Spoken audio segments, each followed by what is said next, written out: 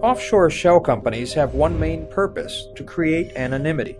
This secrecy can be a good business practice or a very illegal one. Clever crooks can create a chain of offshore companies or foundation to hide and even legitimize dirty money. Think of it like those Russian nesting dolls.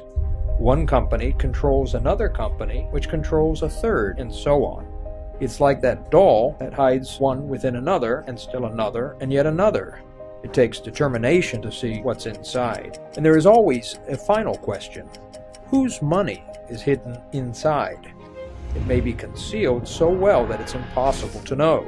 The money maze of offshore or shell companies can snake through remote places like the Seychelles Islands, Samoa, the United Arab Emirates, and even the state of Wyoming. A determined investigator might find the names of a company's officers, but not the people who really own the money inside it. Let's take a closer look. A law firm in Panama creates a company, say Hide Money Limited, for a fee. For another fee, the firm will offer its own clerks as president, secretary, and treasurer of Hide Money Limited. Those employees, called nominee directors, do what they're told by the real owners or their representatives. They can set up bank accounts and buy real estate. Hide Money Limited can control a second company registered halfway around the world, say Double Trouble Limited. Double Trouble may in turn own Gotcha Enterprises.